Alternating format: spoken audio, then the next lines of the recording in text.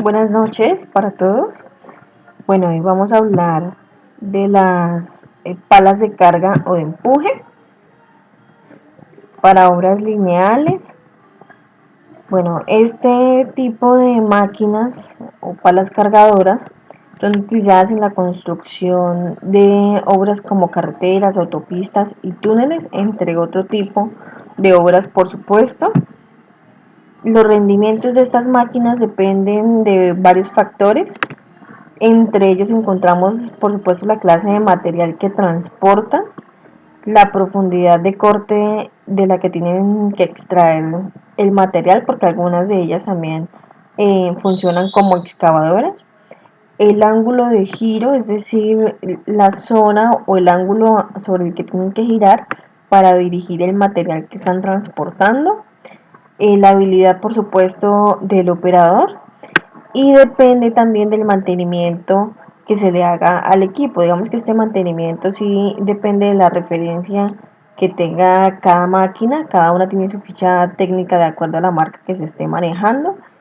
Cada marca define los tiempos o los periodos en los que se le debe realizar mantenimiento según pues el movimiento o el trabajo que haya realizado la máquina en marcaciones que se den por orómetro. Tenemos que estas palas cargadoras se clasifican según el balde en pequeñas que transportan hasta 1 metro cúbico, como lo vemos aquí en este videito. Este tipo de máquinas son utilizadas para vías como carreteras muy pequeñas, transportan eh, pequeñas cantidades de material. Tenemos las medianas que se utilizan de pronto para obras un poco más grandes que requieran de una capacidad un poco mayor en el transporte y empuje de material. Estas medianas pueden transportar hasta 5 metros cúbicos de material. Y tenemos las grandes que son utilizadas principalmente para las minerías. Digamos que para obras lineales no son muy utilizadas, porque estas palas tienen baldes que pueden llegar hasta los 50 metros cúbicos. Tenemos que también se clasifican por la forma en la que se transportan. Se clasifican en neumáticos o orugas. El sistema de transporte sobre neumáticos es utilizado pues para transportar la máquina en suelos compactados o sobre asfaltos para no dañar el suelo. Y la de oruga se utiliza principalmente en suelos escarpados o en suelos de difícil manejo, por ejemplo que estén muy arcillosos o suelos fangosos. Incluso también se utilizan para como tal realizar extracciones o empujes de material en los lechos de los ríos. También se clasifican de acuerdo al motor que tenga cada máquina. Dentro de los tipos de motores encontramos el eléctrico, el neumático y el motor a explosión. El eléctrico y el neumático son utilizados principalmente en obras que se realizan en espacios cerrados que no tienen muy buena ventilación, como por ejemplo la construcción de túneles. Debido a que este tipo de motores no expiden gases o de dióxido de carbono o gases que puedan de pronto presentar alguna reacción química que pueda llegar a ocasionar alguna eventualidad en la obra, como por ejemplo una explosión o temas así de acuerdo a los gases que se presenten al interior como tal de la construcción. Y por supuesto también ayudan a mantener los niveles de salud y de aires, digámoslo así, de, de los trabajadores, de los operarios. El motor a explosión es uno de los más utilizados, que son los que funcionan a base de ACPM, de gasolina en su mayoría. Son los más utilizados precisamente porque son un poquito, este tipo de máquinas que funcionan con este motor son de mantenimiento un poquito más sencillo, no son tan costosas. y se utilizan principalmente en obras como carreteras que se encuentran al aire libre. Tenemos también aquí, bueno, uno de los tipos de palas cargadoras más utilizadas es el cargador frontal. Este cargador frontal tiene varios componentes que los vamos a ir desglosando, sin embargo, estos son utilizados para empujar material en espacios muy reducidos y permiten que pues el funcionamiento del equipo de la máquina sea muy versátil a la hora de operar. También se pueden utilizar para palear, para transportar, para descargar y nivelar material.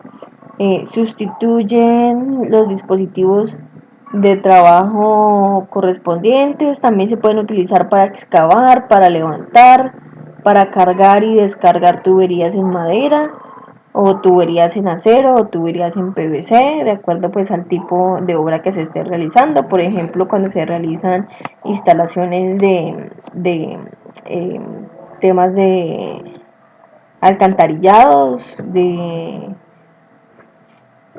también se utilizan para los procesos de construcción, como por ejemplo para el transporte de vigas, en el caso de la construcción de puentes. Se utilizan también para mover otro tipo de materiales, para mover material de un lado al otro. Tenemos también la motoniveladora. Bueno, los elementos que componen el cargador frontal son la cabina, que es desde donde el operador le da las órdenes a la máquina para ejecutar las acciones que se deben realizar. El motor, que es el que le proporciona, el que distribuye la energía a la máquina para funcionar. El contrapeso, que es el que le permite el equilibrio a la máquina. Eh, y es el que evita que se vaya hacia un costado por el peso que está cargando el cucharón. Tiene el eje trasero, tiene también la transmisión, tiene un eje delantero, tiene el varillaje de inclinación del cucharón, que es el que permite la inclinación de la cuchara dependiendo del movimiento que quiera hacer. El cucharón, que es el que almacena como tal el material que se está transportando, se está moviendo. Y los brazos de levante, que son los que suben y bajan los varillajes y por supuesto el cucharón, dependiendo pues de la zona en la que se vaya a depositar pues el material. Tenemos también la motoniveladora. Esta motoniveladora es utilizada pues básicamente para la expansión de material.